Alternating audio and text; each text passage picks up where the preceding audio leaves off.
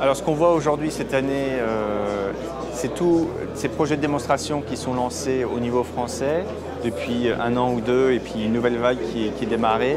Donc là on arrive proche d'une phase de pré-commercialisation d'ici quelques années. On anticipe le déploiement de compteurs Linky à partir de fin 2014, début 2015.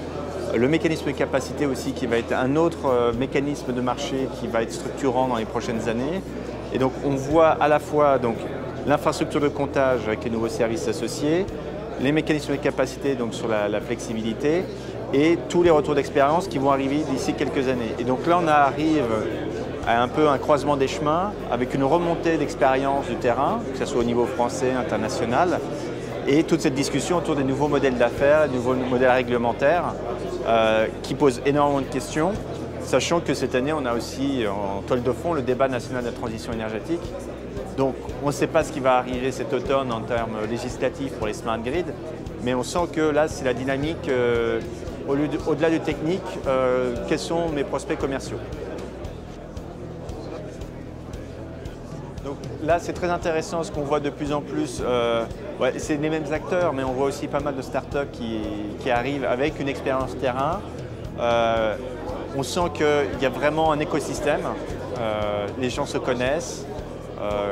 Notamment via les démonstrateurs, on sent que les gens ont travaillé ensemble. Et ce qui était intéressant de voir aussi, c'est l'arrivée des délégations internationales. Donc, il y avait une délégation russe, une délégation chinoise, une délégation japonaise. Et donc les gens viennent aussi, sont attirés par le savoir-faire français sur ces segments-là et veulent savoir ce qui se passe en France. Et ça, c'est très encourageant pour les acteurs de la filière. On va voir si ça va se développer au fur et à mesure, mais on commence à voir vraiment ce qui nous manquait avant, c'était un peu une aura internationale. De par mes réunions au niveau international, on me demandait que fait la France sur les smart grid. Ce n'était pas toujours évident de l'expliquer au début parce que les projets n'étaient pas encore lancés. Maintenant, ça devient concret et maintenant les gens sont demandeurs, enfin, les donneurs d'ordre, les autres porteurs de projets au niveau international et même les clients futurs.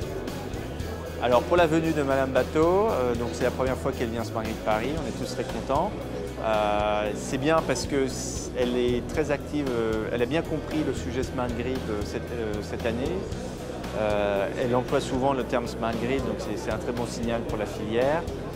Et elle a pu rencontrer des industriels, montrer leur expérience, elle a pu partager aussi avec eux sur certains points pour avancer.